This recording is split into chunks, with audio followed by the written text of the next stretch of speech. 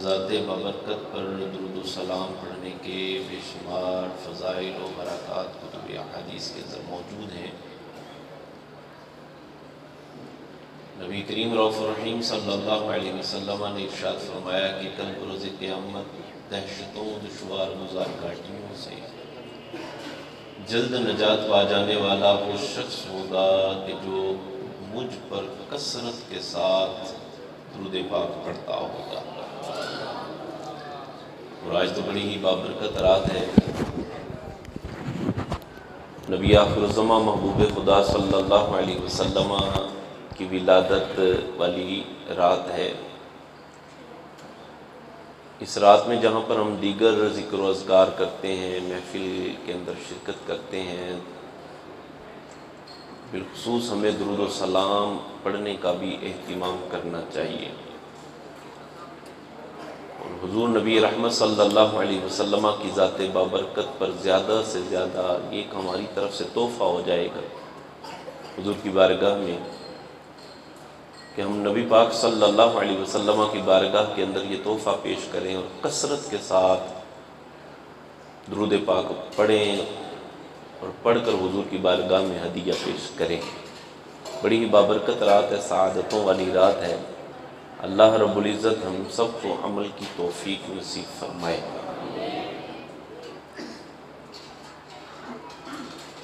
نبی پاک صلی اللہ علیہ وسلم نے ارشاد فرمایا کہ انما الاعمال بالنیات، اعمال کا دار و مدار نیتوں پر ہوتا ہے۔ جس اچھے عمل کے اندر نیت اچھی نہ ہو تو اس عمل کا ثواب حاصل نہیں ہوتا۔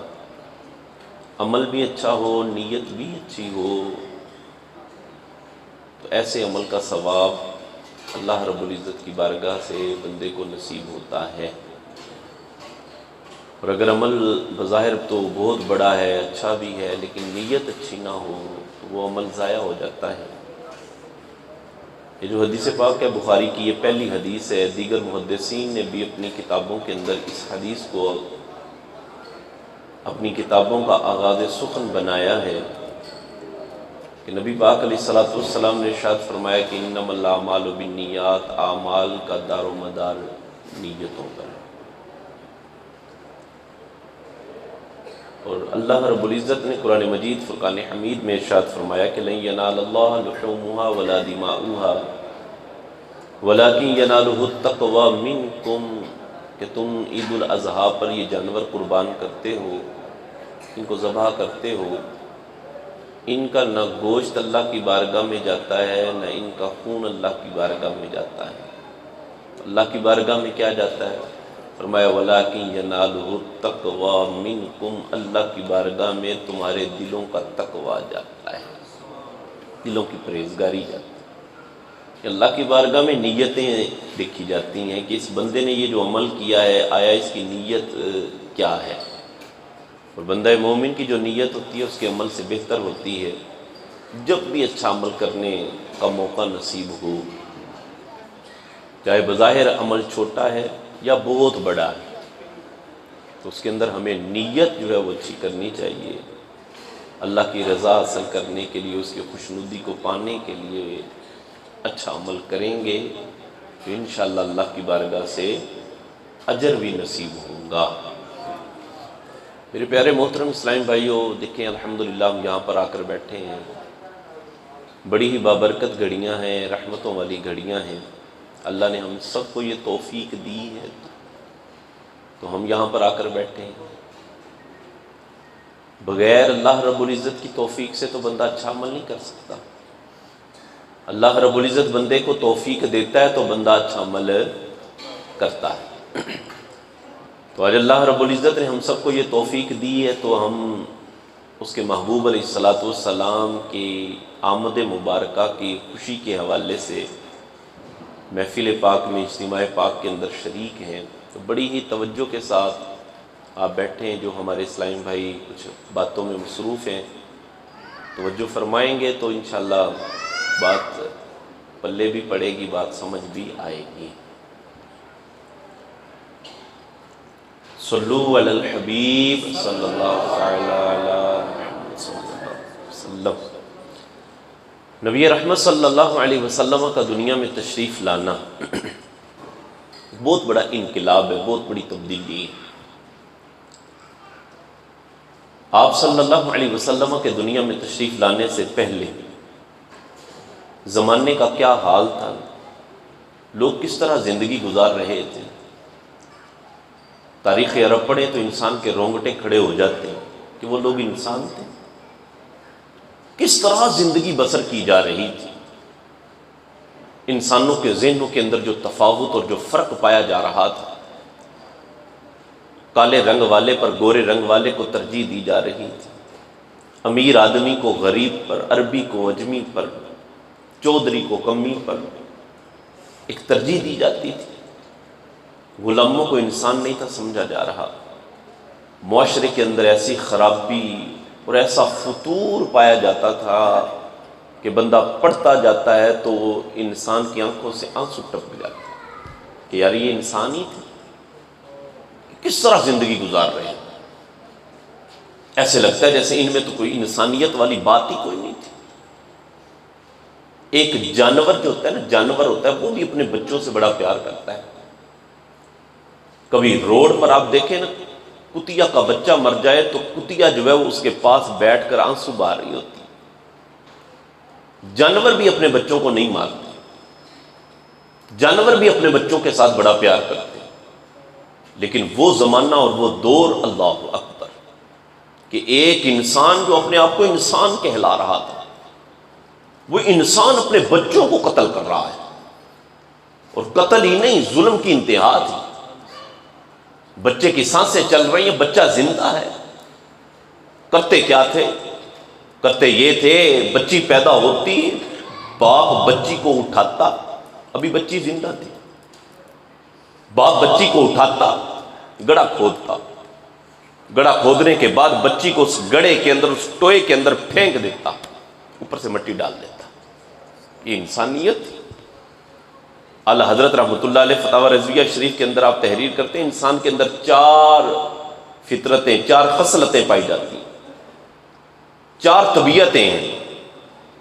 یہ بہیمی طبیعت بھی اس کے اندر ہے، سبعی بھی ہے، شیطانی بھی ہے، ملکوتی بھی، یہ 4 صفات اس کے اندر پائی جاتی ہیں۔ جو صفت انسان پر غالب آ جائے نا تو انسان اس صفت سے اوپر والے درجے کو پہنچ جاتا ہے۔ ہر انسان فرشتوں سے افضل نہیں، ہر بندہ فرشتوں سے افضل نہیں، فرشتوں سے وہ انسان اور وہ بندہ افضل و اعلیٰ ہوگا کہ جس کے اوپر صفت ملکوتی غالب آ جائے گی، صفت ملکوتی اس کے اوپر غالب آ جائے گی۔ اگر اسی انسان کے اوپر صفت سبعی، بہیمی یا شیطانی غالب آ جائے تو یہ انسان انسانیت کے درجے سے بڑا نیچے گر جاتا ہے۔ اللہ رب العزت قرآن میں ارشاد فرماتا ہے، فرمایا اولئک کالانعام بل ہم اضل، فرمایا یہ تو چھپائے ہیں، چھپائے کیا، یہ تو چھپایوں سے بھی گئے گزرے ہیں۔ تو وہ لوگ کس انداز میں زندگی گزار رہے تھے، ایسے لگتا ہے جیسے یہ انسان نہیں تھے، یہ تو پتہ نہیں کون سی مخلوق تھی۔ اس زمانے کے اندر کسی کے گھر بیٹی پیدا ہو جاتی، اس کا منہ کالا ہو جاتا تھا، اور اس کے پاس عزت بچانے کے لیے صرف ایک رستہ ہوتا تھا کہ وہ گڑھا کھودے، ٹویا مارے، اپنی بیٹی کو اس کے اندر پھینکے اور اوپر سے مٹی ڈال دے، زندہ ترگور کر دے۔ وہ لوگ اپنی بیٹیوں کو قتل کرتے تھے، وہ لوگ اپنی بیٹیوں کو مار دیتے تھے۔ اللہ اکبر۔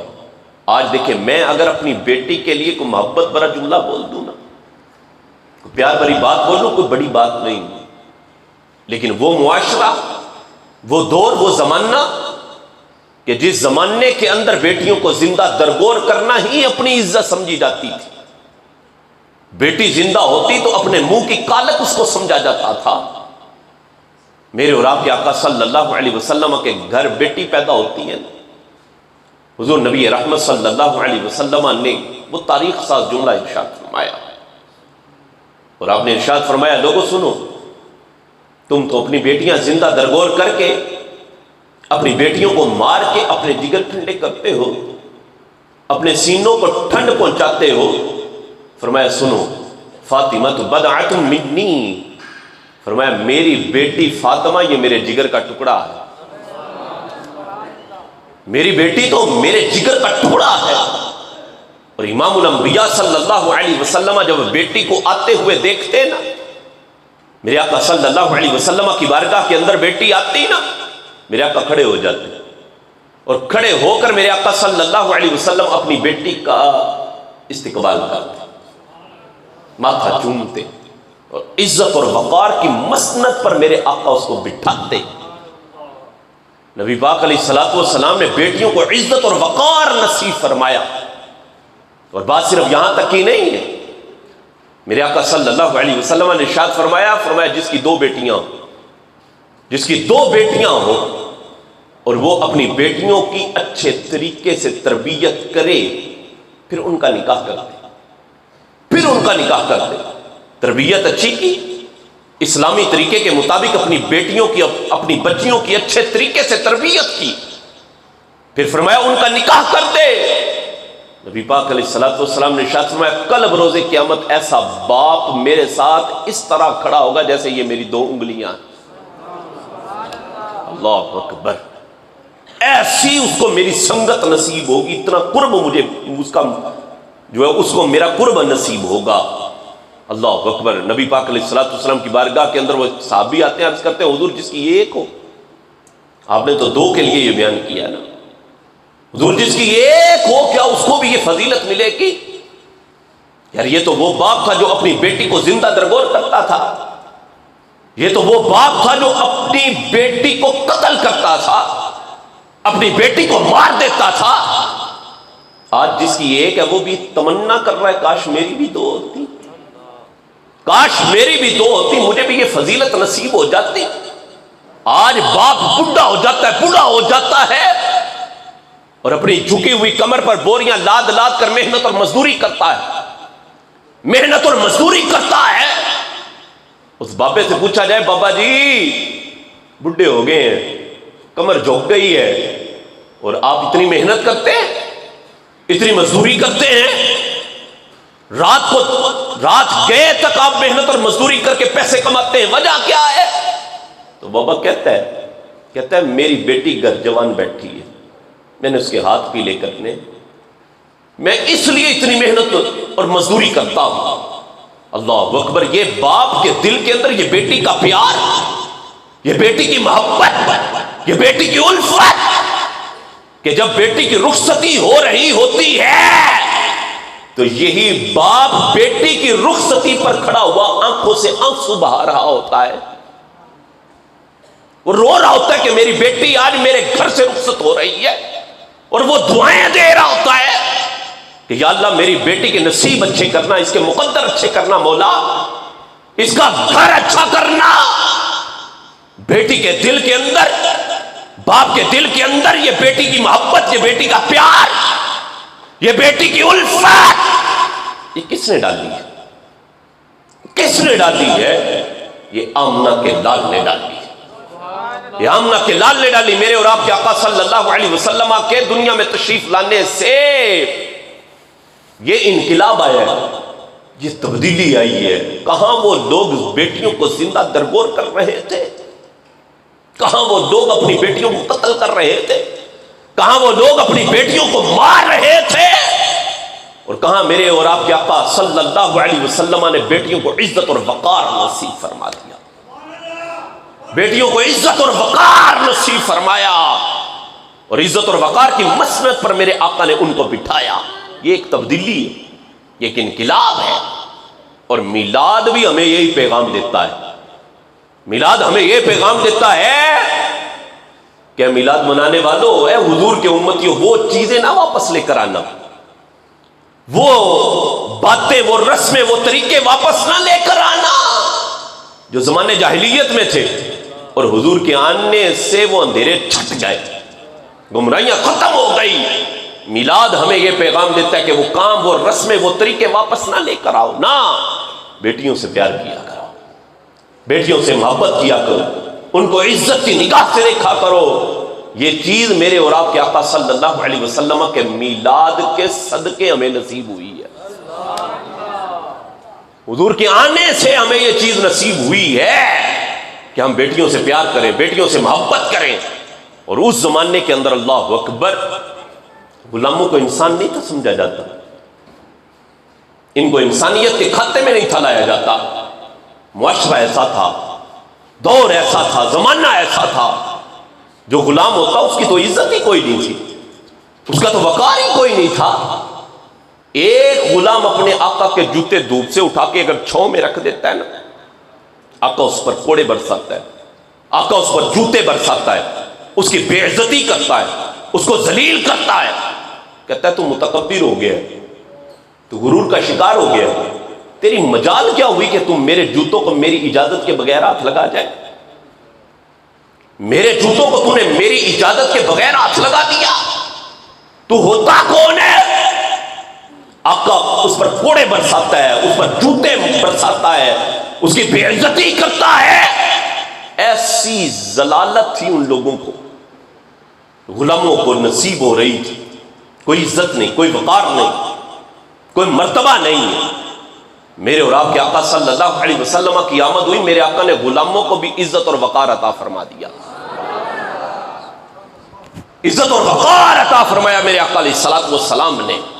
حضور معراج پر تشریف لے کر گئے، معراج سے واپس جب آئے نا نبی پاک علیہ الصلوۃ والسلام، تو نبی پاک علیہ الصلوۃ والسلام نے حضرت بلال کو بلایا.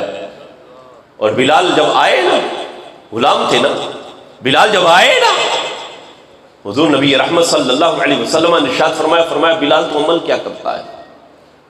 بلال تو عمل کیا کرتا ہے؟ فرمایا میں عرش پر گیا تھا، تیرے چلنے کی آواز مجھے عرش پر سنائی دے رہی تھی.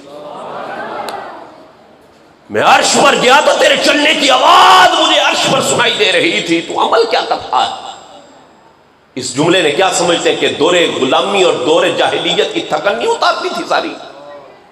کہاں غلاموں کو کوڑے مارے جا رہے ہیں، کہاں غلاموں کو جوتے مارے جا رہے ہیں، کہاں غلاموں کی بے عزتی، کہاں غلاموں کی بے توقیری، اور کہاں ایک غلام کو فرمایا جا رہا ہے، فرمایا بلال تو عمل کیا کرتا ہے؟ بلال بتا نا تو عمل کیا کرتا ہے؟ اور صرف بات یہاں تک ہی نہیں، مکہ فتح ہوتا ہے تو میرے آقا فرماتے ہیں بلال آج کعبے کی چھت پر چڑھ جا. فرمایا بلال آج کعبے کی چھت پر چڑھ، اور چڑھ کر مجھے اذان سنا. اللہ اکبر! کیا مقام ملا حضرت بلال کو، اور کیا مرتبہ ملا نبی پاک علیہ الصلوۃ والسلام کے غلاموں کو. یہ حضور کی آمد کے صدقے میں نصیب ہوا ہے. اتنے احسانات ہیں حضور کے ہم پر، اتنے احسانات ہیں کہ ہم ان کو اگر گننا چاہیں، شمار کرنا چاہیں تو ہم گن نہیں سکتے. نبی پاک علیہ الصلوۃ والسلام کے آنے سے ہمیں کیا کیا نصیب ہوا، کیا کچھ ملا ہے. لوگ تو پہلے بھی بس رہے تھے نا، لوگ تو پہلے بھی زندگی گزار رہے تھے، لیکن کیا وہ زندگی تھی؟ وہ کوئی انسانیت والی زندگی تھی؟ ان کو پتہ ہی کوئی نہیں تھا کہ ہم نے زندگی کیسے گزارنی ہے. باپ مر جاتا نا، باپ مر جاتا، اولاد کیا کرتی تھی؟ اولاد ماں کا ہاتھ پکڑتی اور منڈی میں لے جاتی تھی. جیسے جانوروں کی منڈی لگتی ہے، اسی طرح اس دور کے اندر انسانوں کی بھی منڈیاں لگتی تھی. انسان بکتے تھے، انسان بکا کرتے تھے اس زمانے کے اندر.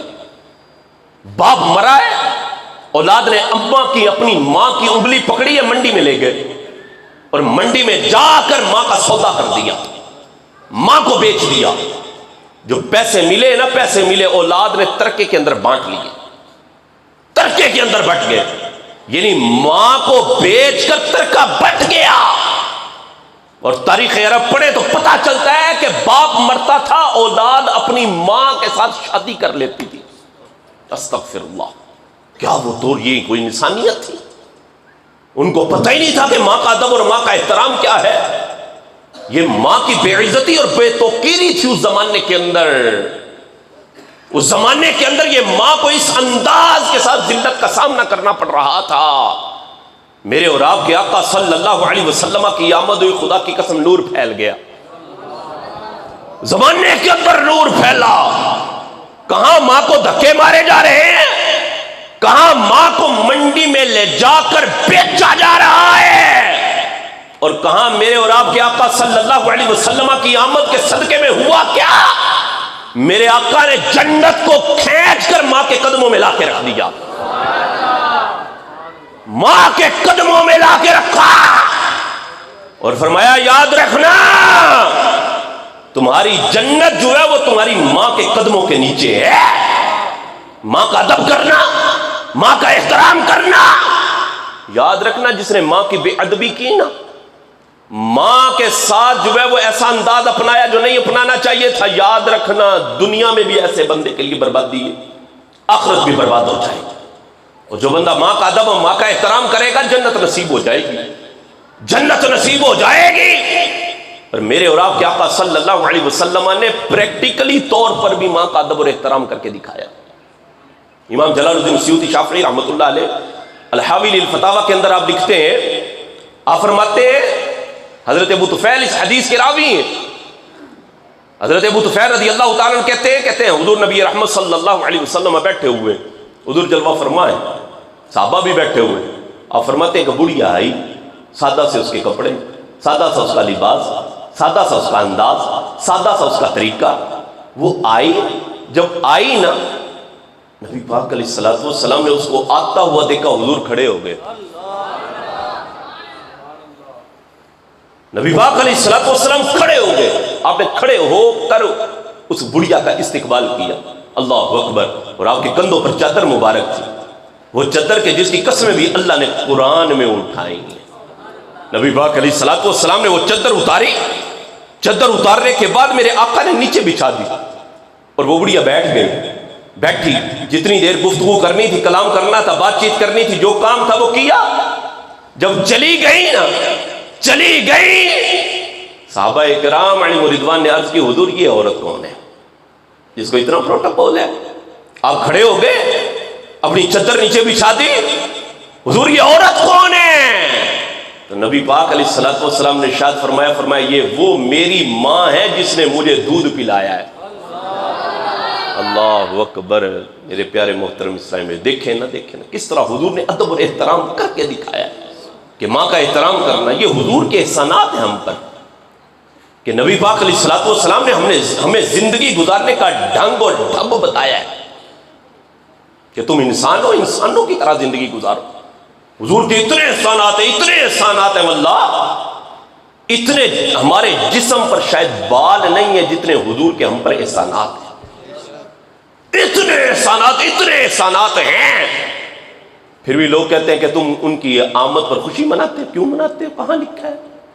کیوں خوشی منانے لگ گئے؟ میں نے کہا اگر کوئی بندہ تجھ پر احسان کرے نا، تجھ پر نیکی کرے، تو تو پوری زندگی اس کا احسان مند رہتا ہے، اس کا شکریہ کرتا ہے، شکریہ ادا کرتا ہے اس کا. کہتا ہے یار تو نے نا میرے اوپر احسان کیا تھا، میں پوری زندگی تیرا شکر گزار رہا ہوں، تیرا شکریہ ادا کرتا رہوں گا. اور وہ بندہ کہ جس نے آپ کی ذات پر کوئی احسان کیا، اوکھے ویلے آپ کے ساتھ وہ بندہ کھڑا ہو گیا کہ یار مجھ پر مشکل آئی تھی، پریشانی آئی تھی، اور یہ بندہ میرے ساتھ کھڑا ہو گیا. مجھے جس چیز کی ضرورت تھی اس بندے نے مجھے دیا، میری ہیلپ کی، میری مدد کی. اب وہ اس کا محسن، وہ احسان کرنے والا اس کے گھر آ جائے، اس کو خوشی ہوگی کہ نہیں ہوگی؟ جی اسے خوشی ہوگی کہ نہیں ہوگی؟ اور وہ کہے گا او ہو میرے محسن گھر آ گئے، آپ کے آنے سے تو مجھے بڑی خوشی ہوئی، آپ کاش مجھے پہلے بتاتے تو میں آپ کی راہوں میں پھول بچھا دیتا، آپ مجھے پہلے بتاتے تو میں آپ کا بڑا استقبال کرتا. لیکن آپ آئے، مجھے دلی طور پر خوشی اور مسرت ہوئی. دنیا میں اگر کوئی بندہ یار کسی پر احسان کرتا ہے، کسی نیکی کرتا ہے، تو بندہ پوری زندگی اس کا احسان مند رہتا ہے، اس کا شکریہ ادا کرتا ہے، اور اپنی نسلوں کو بھی بتاتا ہے، اپنے بچوں کو بھی بتاتا ہے، اپنے پوتروں کو بھی بتائے گا، کہے گا کہ یہ وہ بندہ ہے اور جس نے میری مدد کی تھی، میرے اوپر مشکل وقت آیا تھا، مشکل گھڑی آئی تھی، یہ ہے وہ بندہ جس نے اس مشکل گھڑی کے اندر میرے اوپر احسان کیا تھا، اس مشکل گھڑی کے اندر میری مدد کی تھی. اب میرے بیٹوں، میرے بچوں، اس کا شکریہ ادا کرتے رہنا، اس کے احسان مند رہنا، اس کا شکریہ ادا کرتے رہنا. یہ گھر آ جائے تو خوشی کا اظہار کرنا، مسرت کا اظہار کرنا، چاہ پانی پوچھنا، اس کی خاطر تواضع کرنا. میں کہتا ہوں یار دنیا میں اگر کوئی بندہ کسی پر احسان کر دے، نیکی کر دے، تو وہ شکریہ ادا کرتا رہتا ہے. اور وہ ذات کہ جس کے اتنے احسانات ہیں کہ ہم ان احسانات کو شمار نہیں کر سکتے، گن نہیں سکتے. ہمارے جسم پر اتنے بال نہیں ہیں جتنے حضور کے ہم پر احسانات ہیں. ان کے آنے پر، ان کی آمد پر اگر کوئی خوشی منانے لگے تو لوگ کہتے ہیں کہاں لکھا ہوا ہے؟ میں نے کہا ظالم تجھے پتہ ہی نہیں ہے کہ محسن انسانیت دنیا کے اندر جلوہ گر ہوئے، محسن انسانیت آئے، اتنے احسان کیسا بندہ ہے تو؟ محسن انسانیت کے آنے پر، اپنے محسن کے آنے پر تجھے دلیلوں کا پڑا ہوا ہے، تجھے یہ پڑی ہوئی ہے کہ کہاں لکھا ہوا ہے؟ مجھے دکھائیں کہاں پر لکھا ہوا ہے. میں نے کہا لکھا تو بڑی جگہ پہ ہے اور دکھا بھی تجھے دینا ہے، لیکن تُنے ماننا پھر بھی نہیں ہے. ہاں دلائل کے انبار ہے، خدا کی قسم دلائل کے انبار ہیں، لیکن یہ تو دیکھ کہ یہ محسن ہمارے پاس تشریف لائے. اللہ اکبر. ان کی آمد کا وہ جو دن ہے، ان کی آمد کی جو تاریخ ہے، کہ ایسے بندے پر لازم نہیں ہوتا کہ اپنے محسن کی آمد پر، ان کے دنیا میں تشریف لانے پر خوشی کا اظہار کرے کہ انہوں نے میرے اوپر اتنے احسانات کیے. لیکن احسان مند تو وہی ہوتا ہے، شکر گزار تو وہی ہوتا ہے جو بندہ خاندانی ہو، جو بندہ نسلی ہو، جو بندہ خاندانی، جو نسلی نہ ہو. ہاں وارف کھڑی رومی کشمیر میاں محمد بخش رحمۃ اللہ علیہ فرماتے تھے اصلا نال جے نیکی کریے نا، اصلا نال جے نیکی کریے تو نسلاں تیکنے پھندے، تے بے نسلاں نہ نیکی کریے، بے نسلاں نہ نیکی کریے تے پٹھیاں چالاں چل دے نا، وہ تو پٹھیاں ہی چالاں چل دے. لکھا ہوا کہاں ہے؟ ہمیں دکھائیں، ہم میلاد منا رہے، کہاں لکھا ہوا ہے؟ میں نے کہا نا ایسی بات نہ کر، یہ دیکھ کہ وہ محسن جنہوں نے ہماری ذات پر اتنے احسانات کیے ہیں، کیا یہ ہمارا بنتا نہیں ہے کہ ہم ان کے آنے پر خوشی کا اظہار کریں، مسرت کا اظہار کریں؟ خدا کی قسم وہ ذات جو نعمت عظما بن کر دنیا میں تشریف لائے، نعمت عظما بن کر آئے. اور اللہ قرآن میں فرماتا ہے وَأَمَّا بِنِعْمَةِ رَبِّكَ فَحَدِّثْ. فرمایا تمہارے پاس اگر تمہارے رب کی طرف سے کوئی نعمت آ جائے نا، نعمت آ جائے تو چرچے کیا کرو، چرچے کیا کرو، خوشی کا اظہار کیا کرو، منہ نہ بنایا کرو. اور اللہ رب العزت قرآن میں ارشاد فرماتا ہے، فرمایا قُلْ بِفَضْلِ اللَّهِ وَبِرَحْمَتِهِ فَبِذَلِكَ فَلْيَفْرَحُوا. فرمایا محبوب علیہ السلام آپ فرما دیجئے اللہ کا فضل ہو جائے، اللہ کی رحمت ہو جائے، فَلْيَفْرَحُوا. فرمایا خوشی منایا کرو. اور اس کے اندر عموم ہے، ہر دور کے اندر خوشی کا جو اظہار کیا جاتا تھا اس کے طریقے بدلتے رہے، ہر دور کے اندر خوشی منائی گئی، ہر دور کے اندر خوشی کا اظہار کیا گیا. نبی پاک علیہ الصلوۃ والسلام لوگ کہتے ہیں نبی پاک نے منایا ہے. میں نے کہا ہاں، حضور نبی پاک صلی اللہ علیہ وسلم تو ہر ہفتے اپنا میلاد منایا کرتے تھے. نبی پاک علیہ الصلوۃ والسلام ہر ہفتے اپنا میلاد منایا کرتے تھے. مسلم پڑھ کر دیکھے نا، نبی پاک علیہ الصلوۃ والسلام سے پیر والے دن کا روزہ رکھنے کے متعلق پوچھا گیا. سئل عن صوم یوم الاثنین. عرض کی حضور آپ پیر کا روزہ رکھتے ہیں، ہر دفعہ پیر کا روزہ رکھتے ہیں؟ تو حضور نے فرمایا فیہ ولدت. حضور نے فرمایا میں روزہ اس لیے رکھتا ہوں، میں اپنا میلاد مناتا ہوں. روزہ رکھ کر نبی پاک علیہ الصلوۃ والسلام نے اپنا میلاد منایا ہے.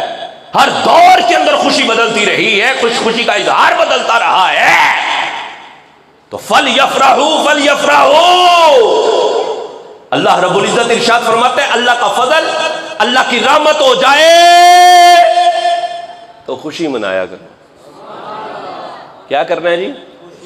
کیا کرنی ہے؟ اب ذرا مجھے بتائیں کیا نبی پاک علیہ الصلوۃ والسلام سے بڑھ کر کوئی اللہ کا فضل ہے؟ نبی پاک علیہ الصلوۃ والسلام سے بڑھ کر کوئی اللہ کا فضل ہے؟ سرکار سے بڑھ کر کوئی اللہ کی رحمت ہے؟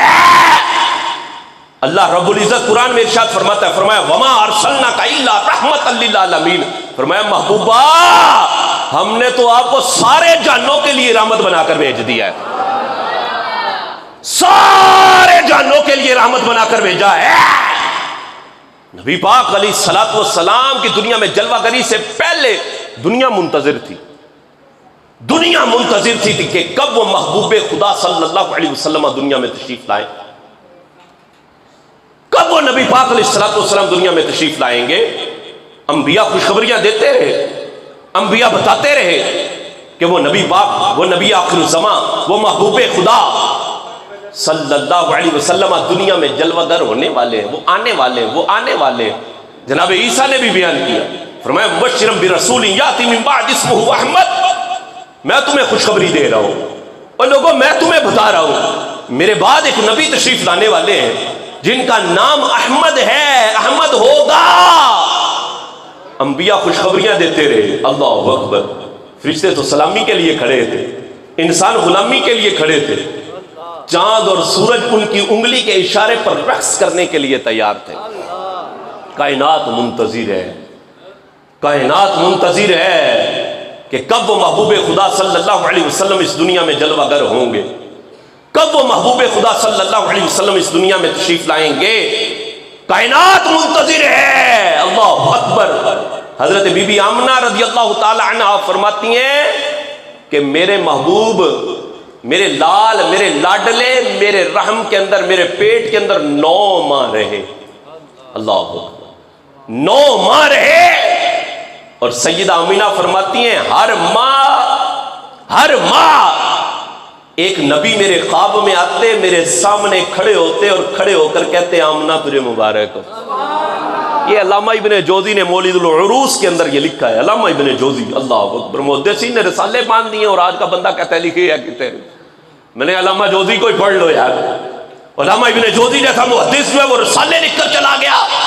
علامہ جلال الدین سیوطی شافعی رحمۃ اللہ علیہ نے رسالے لکھ دیے سرکار کی ولادت پر۔ علامہ عبدالحق محدث دہلوی رحمۃ اللہ علیہ رسالے لکھتے رہے اس بات پر کہ حضور کے آنے پر خوشی منانا، خوشی کا اظہار کرنا، یہ ایک ایسا عمل ہے جو انسان کی نجات کا باعث ہے، انسان کی نجات کا باعث ہے۔ سیدہ آمینہ رضی اللہ تعالیٰ عنہ فرماتے ہیں، علامہ ابن جوزی نے اپنے رسالے مولد العروس کے اندر یہ بات نقل کی۔ سیدہ آمینہ فرماتی ہیں ہر ماہ ایک نبی میرے خواب میں آتے، میرے سامنے کھڑے ہوتے اور کھڑے ہو کر مجھے مبارکباد دیتے تھے، مجھے مبارکباد دیتے تھے۔ سیدہ آمینہ فرماتی ہیں، آپ فرماتی ہیں پہلے ماہ حضرت آدم آئے، دوسرے ماہ حضرت شیس آئے، تیسرے ماہ حضرت ادریس آئے، چوتھے ماہ حضرت نوح آئے، پانچویں ماہ حضرت ہود آئے، چھٹے ماہ حضرت ابراہیم آئے، ساتویں ماہ حضرت اسماعیل آئے، آٹھویں ماہ حضرت موسیٰ آئے، نویں ماہ حضرت عیسیٰ آئے۔ سیدہ آمینہ فرماتی ہیں، آپ فرماتی ہیں یہ انبیاء باری باری میرے خواب میں آتے، میرے سامنے کھڑے ہوتے اور کھڑے ہو کر کہتے اے آمنہ تجھے مبارک ہو کہ تیری گود میں محبوب خدا آنے والے ہیں، تم محبوب خدا کی ماں بننے والی ہے، اے آمنہ تجھے مبارک ہو۔ اور سیدہ آمنہ فرماتی ہیں، آپ فرماتی ہیں جب ولادت کا وقت قریب آیا میں نے دیکھا کیا، علامہ ابن جوزی اس بات کو نقل کرتے ہیں، آپ فرماتی ہیں میں نے منظر کیا دیکھا، کنت انظر الی الملائکۃ تنزل علیہ افواجن افواجن، میں نے منظر کیا دیکھا، میں دیکھتی کیا ہوں، جب وہ ولادت کا وقت قریب آیا میرے گھر پر نور اتر رہا ہے، وہ نور میرے قریب آتا گیا، وہ نور میرے قریب آتا گیا، میں گھبرا گئی، میں نے کہا یہ نور کس چیز کا ہے، یہ اجالا کس چیز کا ہے۔ آپ فرماتی ہیں اس نور سے آواز آئی اور آواز یہ تھی اے آمنہ ہم اللہ کی نوری مخلوق، ہم فرشتے ہیں، ہم تیری بارگاہ میں آج اس لیے آ رہے ہیں کہ آج تیری گود میں محبوب خدا آ رہے ہیں۔ نعرہ تکبیر، نعرہ رسالت، نعرہ تحقیق، آمد مصطفیٰ، آمد مصطفیٰ۔ فرمایا ہم اس لیے آج تیرے گھر پر اتر رہے ہیں کہ آج تیری گود میں محبوب خدا آنے والے ہیں. وہ کسی نے کہا تھا فرشتوں کی سلامی دینے والی وہ فوج گاتی تھی، جناب آمینہ سنتی تھی، یہ آواز آتی تھی کہ سلام آمینہ کے لال اے محبوب سبحانی، سلام فخر موجودات، فخر نوع انسانی. اللہ اکبر. سیدہ آمینہ رضی اللہ تعالی عنہا نے یہ منظر دیکھا اور سیدہ آمینہ کیا فرماتی ہیں؟ آپ فرماتی ہیں ولادت کا وقت آیا نا، ولادت کا وقت آیا. آپ فرماتی ہیں خارج منی نور اضاءت منہ قصور الشام. آپ فرماتی ہیں میرے لال کی، میرے محبوب کی ولادت ہوئی نا. ولادت کیا ہوئی؟ خارج منی نور. آپ فرماتی ہیں میرے بطن سے نور نکلا، میرے بطن سے نور نکلا اور نور ایسا تھا کہ اضاءت منہ قصور الشام. میں مکے میں اپنے گھر بیٹھی ہوئی تھی اور بیٹھ کر میں شام کے محلات دیکھ رہی تھی. شام کے میں محلات کو دیکھ رہی تھی. ایسا اجالا ہو گیا، ایسا اجالا ہوا. اور ولادت کے وقت کیا تھا؟ ولادت کے وقت کیا تھا؟ آپ کے دادا جان حضرت عبد المطلب رضی اللہ تعالیٰ عنہ، اللہ اکبر. آپ فرماتے ہیں میں اس وقت کعبے کا طواف کر رہا تھا. صبح 12 کا وقت تھا، سحری کا وقت تھا.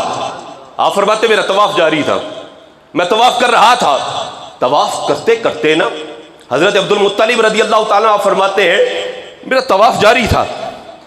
طواف کرتے کرتے میں نے دیکھا کیا؟ کعبہ ایسے مقام ابراہیم کی طرف جھک رہا ہے. کعبہ جھک گیا، کعبہ مقام ابراہیم کی طرف جھکا، پھر اٹھا، وہ پھر جھک رہا، وہ پھر اٹھا. آپ فرماتے میں نے طواف روک دیا. کعبے کو کیا ہو رہا ہے؟ میں نے تو طواف روک دیا. یہ منظر میں نے پہلی دفعہ دیکھا ہے. میں کعبے کا طواف پہلے بھی کرتا رہا اور میں تو متولی تھا نا، حضرت عبد المطلب رضی اللہ تعالیٰ نے متولی تھے نا. آپ فرماتے ہیں یہ میں نے پہلی دفعہ دیکھا. آج کعبہ مقام ابراہیم کی طرف جھک رہا ہے. آج کعبہ مقام ابراہیم کی طرف جھک رہا ہے. آپ فرماتے میں نے اپنا طواف روک دیا، طواف موقوف کیا نا. جب میں رکا میں پریشان تھا، آج کعبے کو کیا ہو رہا ہے؟ آپ فرماتے فنودی من استار الکعبہ، کعبے کے پردوں سے آواز آ رہی تھی. کعبہ پکار رہا تھا، کعبہ کہہ رہا تھا، کعبہ بول رہا تھا اور بولتے ہوئے گویا کہہ رہا تھا عبد المطلب آج میں کعبہ اس لیے آج ادھر جھک رہا ہوں کہ آج میرا کعبے کا بھی کعبہ آ گیا ہے.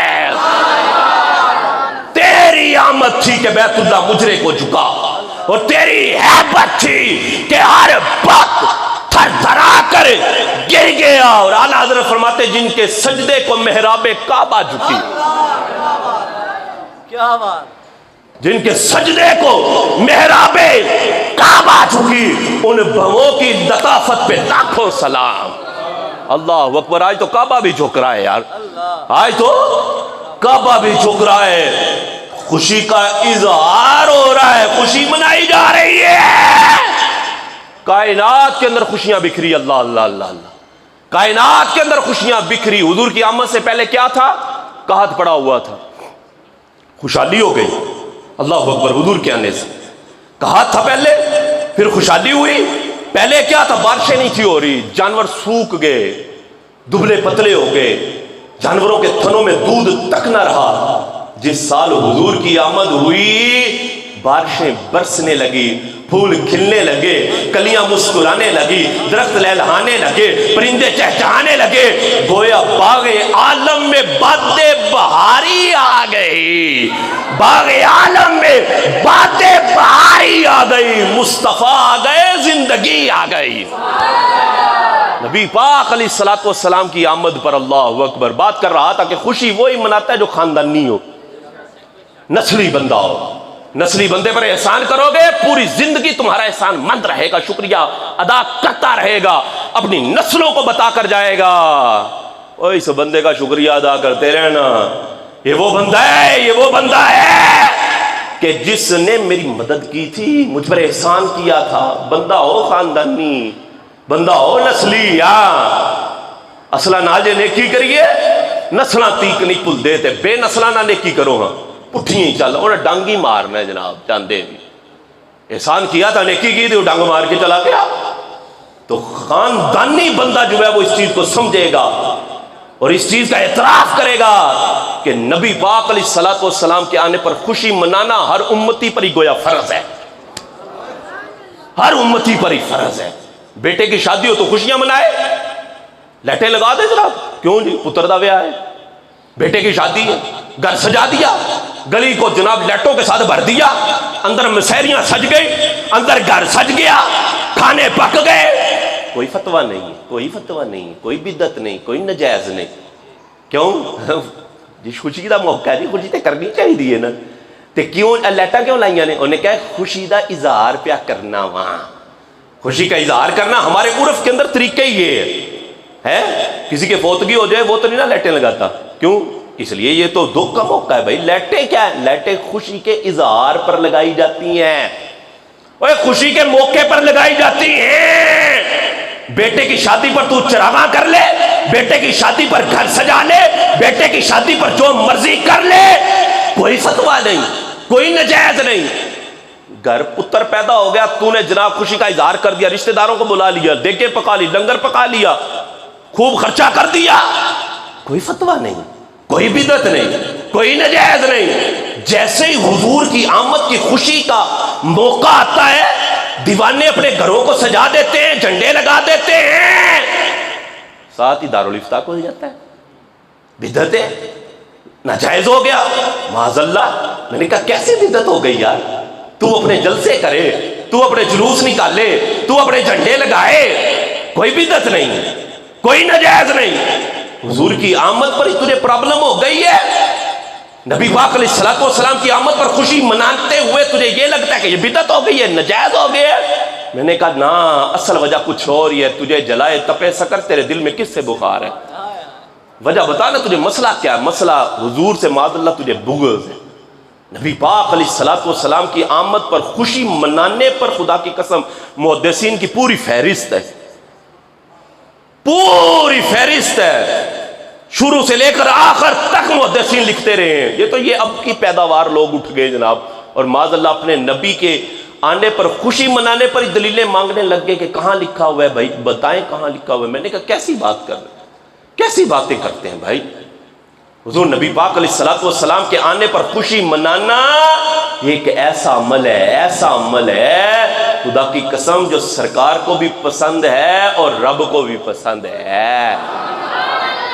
آپ کسی کے گھر جائیں نا، کسی کے گھر جائیں، آپ کسی کے گھر گئے جناب، اچانک چلے گئے اور اس نے جناب آپ کے آنے پر ایسے خوشی کر دی، ایسے مسرت کا اظہار کر دیا، آپ گھر آ کے بتائیں گے کہ خوش ہوں گے کہ نہیں؟ آپ خوش ہوں گے کہ یار میں گیا تھا، اس نے تو بڑی خوشی کی ہے، اس نے تو جناب یہ کر دیا وہ کر دیا، کیا خوشی کی ہے؟ تو بندہ بھول جاتا ہے ایسے کہ یار میرے آنے پر کتنی اس نے خوشی کی ہے۔ تو نبی پاک علیہ الصلوۃ والسلام کی آمد پر جو امتی خوشی منائے گا، اللہ اللہ اللہ، یہ تو علامہ عبدالحق محدث دہلوی نے لکھا نا جی۔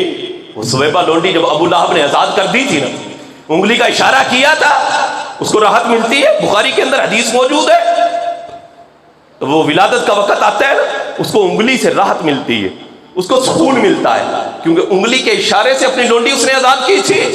علامہ عبدالحق محدث دہلوی رحمۃ اللہ علیہ آپ فرماتے ہیں جب پکا کافر حضور کے آنے پر خوشی کا یوں اظہار کر دے اور انگلی کے اشارے سے اپنی لونڈی کو آزاد کر دے، وہ محروم نہیں رہتا، اس کو بھی ایک حصہ نصیب ہو جاتا ہے۔ تو جو حضور کا امتی ہے، جو حضور کا کلمہ پڑھنے والا ہے، جو نبی پاک علیہ الصلوۃ والسلام پر اپنی جان مارنے والا ہے، اگر وہ بندہ حضور کے آنے پر خوشی منائے گا، سرکار کتنے خوش ہوں گے؟ آئے آئے، نبی پاک علیہ الصلوۃ والسلام خوش ہوں گے، رب بھی راضی ہوگا، رب بھی راضی ہوگا۔ بس ایک حدیث میں اس حوالے سے سناؤں گا، اور یہ سنن نسائی کے اندر یہ حدیث موجود ہے، اور اس حدیث کے راوی حضرت امیر معاویہ رضی اللہ تعالیٰ حضرت امیر معاویہ رضی اللہ تعالیٰ عنہ ہیں۔ حضرت امیر معاویہ رضی اللہ تعالیٰ صحابی رسول کاتب وحی خال المسلمین ہے، بڑا مقام، بڑا مرتبہ، حضور کے سارے صحابہ بڑے شان والے، بڑی عظمت والے۔ اور یہ بات یاد رکھے، ہماری محبت کا جو مرکز ہے نا وہ حضور کی ذات ہے۔ ہماری محبت کا مرکز حضور کی ذات، جس چیز کو حضور سے نسبت ہو گئی نا، تعلق بن گیا، امتی پر لازم ہے کہ اس کا ادب کرے، امتی پر لازم ہے کہ اس کا احترام کرے، چاہے وہ دراز گوش ہی کیوں نہ ہو کہ جس پر حضور نے سواری کی ہے۔ ہم تو کہتے ہیں خدا کی قسم، جس جانور پر حضور نے سواری کی ہے نا، اس کے قدموں سے لگنے والی جو خاک ہے نا، اس کا ادب اور احترام بھی ہم سب پر لازم ہے۔ چاہے جائے کہ وہ صحابہ، چاہے جائے کہ وہ صحابہ اکرام علیہم رضوان کے جن کی رشتہ داریاں حضور سے بنی، حضور علیہ الصلوۃ والسلام سے ان کی رشتہ داریاں تعلق بنا ہے، اور حضور علیہ الصلوۃ والسلام ارشاد فرماتے ہیں کل بروز قیامت، کل بروز قیامت ہر بندے کا نسبی تعلق، رشتہ داری ختم ہو جائے گی، کوئی تعلق نہیں، کوئی رشتہ داری نہیں، فرمایا سوائے میرے نسب کے۔ حضور فرماتے ہیں سوائے میرے نسب، میری رشتہ داری اور میری سسرالی رشتہ داری کے علاوہ باقی سب نسب ختم ہو جائے، سب تعلق ختم ہو جائے۔ حضرت امیر معاویہ رضی اللہ تعالیٰ عنہ حضور علیہ الصلوۃ والسلام کے رشتہ دار ہیں۔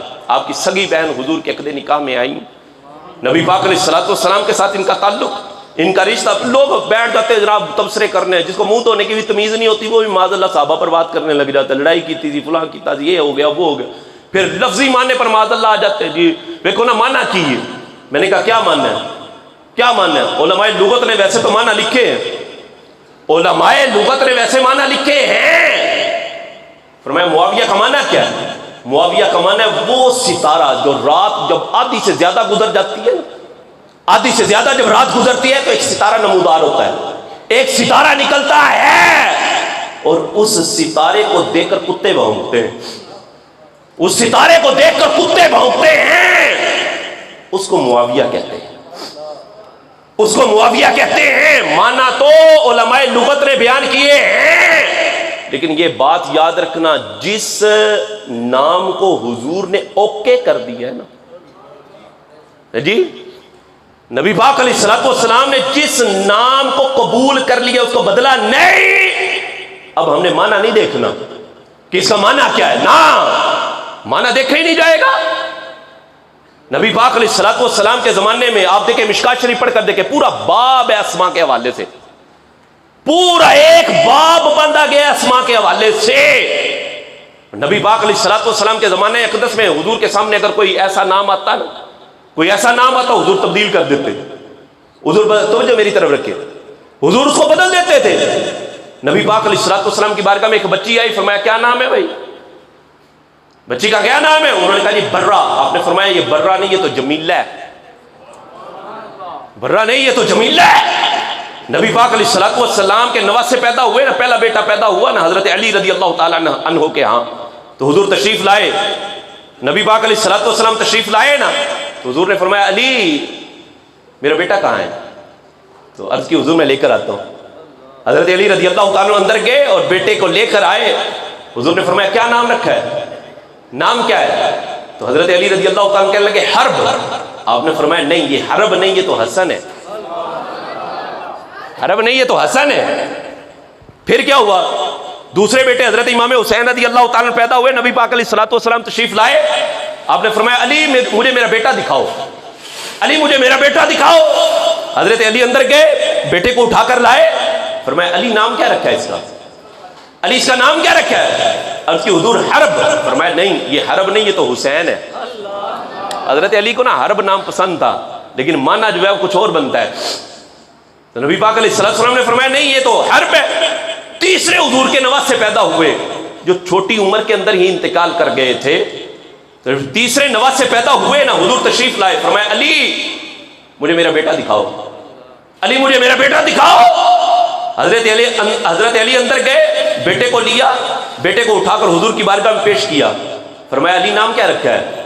عرض کی حضور حرب؟ فرمایا حرب نہیں، یہ تو محسن ہے، یہ تو محسن ہے۔ یعنی کیا مطلب کیا ہے؟ مطلب یہ کہ جو نام حضور کو پسند نہیں نہ ہوتا تھا، حضور کو پسند نہیں تھا، حضور نے قبول ہی نہیں کیا، حضور نے بدل دیا۔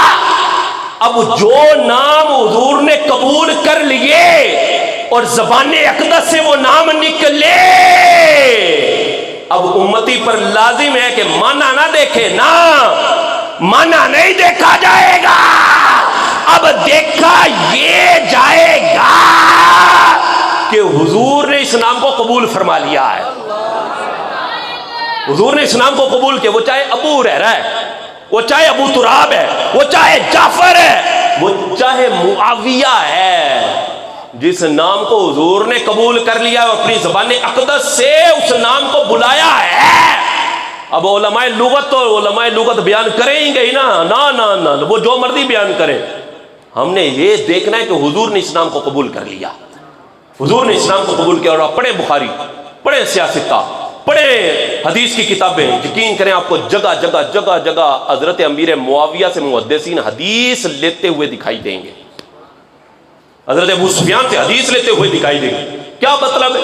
مطلب یہ کہ محدثین نے ان پر اتفاق کیا ہے، ان پر محدثین نے اتفاق کیا ہے کہ یہ نام بالکل درست ہے، اس میں کسی قسم کا کوئی مسئلہ نہیں۔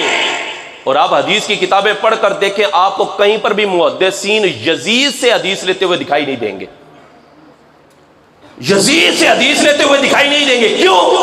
محدثین نے یزید کو قبول ہی نہیں کیا، یزید کو مانا ہی نہیں۔ تو جن کو محدثین نے امت نے قبول کیا ہے تو ہم سب پر لازم ہے کہ ہم ان کو قبول کریں، ان کو قبول کریں۔ حضرت امیر معاویہ رضی اللہ تعالیٰ عنہ کی حدیث، آپ فرماتے ہیں نبی پاک علیہ الصلوۃ والسلام آپ تشریف لائے، صحابہ بیٹھے ہوئے تھے، جلسہ ہو رہا تھا، نبی پاک علیہ الصلوۃ والسلام تشریف لائے، سنن نسائی کے اندر یہ روایت موجود ہے۔ نبی پاک علیہ الصلوۃ والسلام نے ارشاد فرمایا، صحابہ بیٹھے ہوئے، عرض کی جی حضور، فرمایا ما اجلسکم، کیوں جلسہ کر رہے ہو؟ بیٹھے ہوئے جلسہ کر رہے ہو، کیوں کر رہے ہو؟ عرض کی حضور ہمارے جلسے کا جو مقصد ہے نا، ہماری محفل کا جو مقصد ہے وہ یہ کہ اللہ تبارک و تعالیٰ کا ہم شکر ادا کر رہے ہیں کہ اللہ تبارک و تعالیٰ نے ہمیں دین اسلام کی دولت سے مالا مال کیا ہے، اللہ نے ہمیں دین اسلام عطا کیا ہے، اس پر بھی اللہ کا شکر ادا کر رہے ہیں۔ اور یا رسول اللہ صلی اللہ علیہ وسلم من علینا بکا، اور اللہ نے جو آپ کی صورت میں ہم پر احسان کیا ہے اس پر بھی ہم اللہ کا شکر ادا کر رہے ہیں، اس پر بھی ہم اللہ کا شکر کر رہے ہیں۔ نبی پاک علیہ الصلوۃ والسلام نے فرمایا قسم دے سکتے ہو، اس بات پر قسم اٹھا سکتے ہو؟ صحابہ نے عرض کی حضور اٹھا سکتے، قسم اٹھاتے ہیں اس بات پر کہ ہمارا مقصد یہ ہے جلسہ کرنے کا، اللہ کا شکر ادا کر رہے ہیں کہ دین اسلام کی دولت دی، اور آپ کی صورت میں اللہ نے ہم پر احسان جو عظیم فرمایا ہے اس پر اللہ کا شکر کر رہے ہیں۔ فرمایا صحابہ مجھے تم پر کوئی شک اور شبہ نہیں ہے، قسم اس لیے لے رہا ہوں تم یہاں باہر بیٹھ کر جلسہ کر رہے تھے، اندر میرے پاس جبریل آ گئے تھے، جبریل آ گئے اور جبریل امین مجھے کہنے لگے، کہتے ہیں یا رسول اللہ صلی اللہ علیہ وسلم ان اللہ یباہی بکم الملائکہ، یہ جو آپ کے غلام باہر بیٹھ کر جلسہ کر رہے ہیں نا، آپ کی آمد کا ذکر کر رہے ہیں، آپ کی آمد پر خوشی منا رہے ہیں اور اللہ کا شکر ادا کر رہے ہیں، ان کی وجہ سے اللہ ملائکہ کے سامنے فخر فرما رہا ہے۔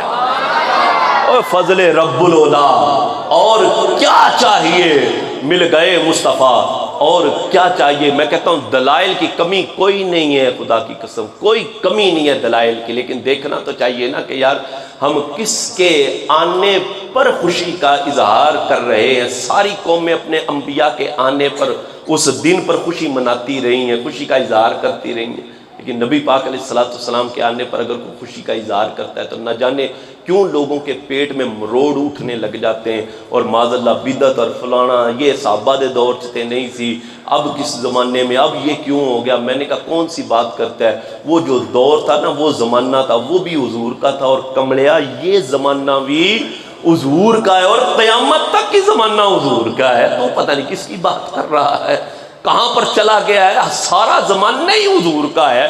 اللہ حضرت فرماتے ہیں نا کہ زمین و زمان تمہارے لیے، مکین و مکان تمہارے لیے، چنین و چنا تمہارے لیے، اور سونیا بنے دو جہاں تمہارے لیے۔ حضور کی آمد پر خوشی منانا، خوشی کا اظہار کرنا اور اس نعمت عظمیٰ کے ملنے پر مسرت کا اظہار کرنا.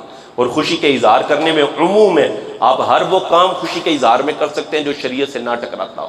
آپ نئے کپڑے پہنیں، یہ خوشی کا اظہار. ہمارے ہاں خوشی کے اظہار میں ایک خوشی کرنے کا طریقہ یہ بھی ہوتا ہے کہ جس دن بندے کو خوشی ملتی ہے اس دن وہ نئے کپڑے پہنتا ہے. جی عید آ جائے نئے کپڑے پہنتے ہیں.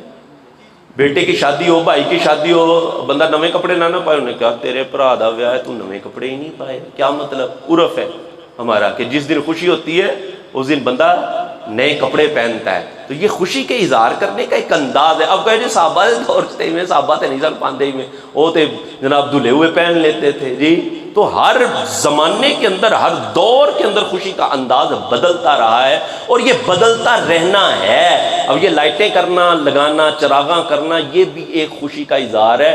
اور کسی بھی دلیل کے ذریعے سے اگر دیکھا جائے، قرآن کے اندر آیا ہو یا حدیث میں آیا ہو کہ بھئی نہیں لائٹیں نہیں لگانی، منع ہے، ناجائز ہے، نہیں، ایسی کوئی بات ہی نہیں. تو کسی چیز کے جائز ہونے کے لیے دلیل کی ضرورت نہیں ہوتی. میں کہتا ہوں یہ میں موبائل چلاتا ہوں یہ جائز ہے، اب کوئی بندہ کہنے جی ناجائز ہے، میں نے کہا لا دلیل. کسی کام کے جائز ہونے کے لیے دلیل کی ضرورت نہیں، اس کے ناجائز ہونے کے لیے دلیل کی ضرورت ہوگی. اگر کوئی کہتا ہے ناجائز ہے تو دلیل لا کر دکھائے نا، ہمیں بتائے نا کہاں لکھا ہوا ہے کہ لائٹیں نہیں لگا سکتے. دلیل لا کر دکھائے نا جی گھر نہیں سجا سکتے حضور کے آنے پر، لائے تو صحیح نا. اب ہمارے پاس ہی مانگتے رہتے ہو لیاؤ دلیل لیاؤ دلیل. میں نے کہا دلائل کے تو انبار ہے ہمارے پاس، لیکن تو بھی کوئی دلیل لے کر آنا، جا کے پوچھ کے آنا کسی سے کہ یہ جو لائٹیں لگاتے ہیں اس کے ناجائز ہونے پر کوئی دلیل ہے؟ دلیل ہے کہ بدعت ہے. میں نے کہا ہر بدعت گمراہی نہیں ہوتی. کمڑیا تجھے تو ایویں کسی نے پٹی پڑھا دی ہے. ہر بدعت کہاں سے گمراہی ہوگی؟ ورنہ تو بہت سارے معاملات بن جائیں گے. بدعت کی اقسام ہے، ہر بدعت منع نہیں ہے نا. یہ نیا طریقہ ہے لیکن خوشی کا طریقہ ہے تو مناؤ. نبی پاک علیہ الصلوۃ والسلام کی آمد پر خوشی منانا قرآن سے بھی ثابت ہے، احادیث سے بھی ثابت ہے. اللہ رب العزت ارشاد فرماتے ہیں وَأَمَّا بِنِعْمَةِ رَبِّكَ فحدث. تمہارے رب کی طرف سے تمہیں نعمت مل جائے نا، نعمت نصیب ہو جائے، خوشی کا اظہار کیا کرو. تو نبی پاک علیہ الصلوۃ والسلام کا دنیا میں تشریف لانا ایک انقلاب ہے، ایک تبدیلی ہے. اور میلاد بھی ہمیں یہی پیغام دیتا ہے کہ تم بھی اپنے آپ کو بدلو، تبدیلی لاؤ اپنے اندر. ہاں میلاد سے پہلے اگر نماز نہیں تھے پڑھتے، اب نماز پڑھنے لگ جاؤ، اب نماز پڑھنے لگ جاؤ. کیونکہ نماز جو ایک ایسا عمل ہے، سرکار فرماتے ہیں کہ قرۃ عینی فی الصلاۃ، یہ نماز میری آنکھوں کی ٹھنڈک ہے. وہ کیسا عاشق ہے کہ جو حضور کی آنکھوں کی ٹھنڈک ہے اسے ہی چھوڑ کر بیٹھتے. تو تبدیلی ہمیں اپنے اندر بھی لانی چاہیے کہ ہم میلاد مناتے ہیں، نماز بھی پڑھیں، قرآن بھی پڑھیں، مسجد میں بھی جائیں. ہاں جب مسجد کے اندر مؤذن کھڑا ہو کر کہے نا حی علی الصلاۃ حی علی الفلاح، ہمیں چاہیے ہم سارے کام چھوڑیں اور اللہ کے گھر کے اندر حاضر ہو جائیں. یہی سوچ الحمدللہ تبلیغ قرآن و سنت کی عالمگیر تحریک ہمیں یہی سوچ دعوت اسلامی یہ دیتی ہے. میرے بھائیو آؤ اور دنیا میں رہ کر نبی پاک علیہ الصلوۃ والسلام کی سنت کو اپنائیں، آپ کے طریقے کو اپنائیں، اور آپ کے جو احکام ہیں جو آپ نے ہم تک پہنچائے ہیں اور جو حکم دیے ہیں ہم ان پر عمل کریں. جب ہم ان پر عمل کریں گے، حضور کی سیرت کو اپنائیں گے، انشاءاللہ حضور بھی راضی ہوں گے، رب بھی راضی ہوگا، اور دنیا اور آخرت میں انشاءاللہ ہمارا بیڑا پار ہوگا. اللہ عمل کی توفیق نصیب فرمائے. آمین آمین بجاہ نبی رحمت صلی اللہ علیہ وسلم. وآخر دعوانا الحمدللہ.